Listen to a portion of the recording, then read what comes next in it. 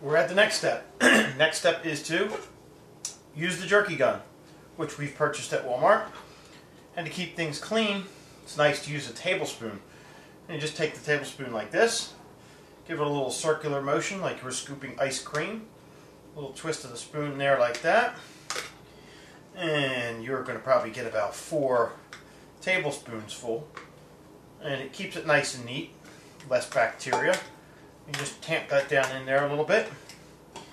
Take another one, just like this, and just keep pushing it down until it's kind of secure in there. And you almost want to completely fill this up, but you got to remember there's got to be a little room for the flap and the piston thingy to push down, so you don't want to overfill it. Alright, and then take your jerky trigger, put that on there like that, give it a twist, and you're just about ready. Okay, set your squirter where you want it, you know, so it's convenient for you, and just like you were putting down a bead of caulk, you just go ahead and make some nice little strips, and just kind of cut off the ends using your finger.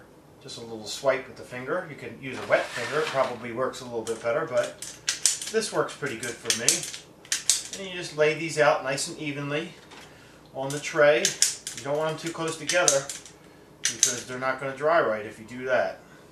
Alright, and I just usually put them down here like this, and then I can organize them or tighten them up a little bit later. It's all a matter of what you like to do. To me, it doesn't really matter. Kind of keep it simple, and that works good. Beef jerky typically is going to take, this type of jerky with the consistency of the meat is probably going to take about 3 to 4 hours. I would say about 4 hours to be on the safe side.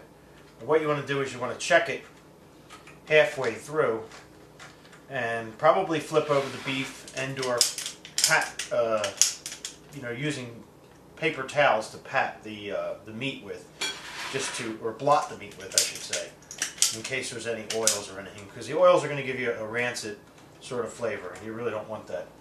Okay, I'm using a Nesco dryer here, and they're pretty much available. You can find them through hunting supply places, all right, and things like that. Let me just give our little thingy a spin here. Flip that up like that. Go for another refill. You can see it's not really all that messy. It's pretty good. And the rule of thumb with making a beef jerky is if you buy 1 pound of beef, it's going to produce about 1/2 pound of finished material.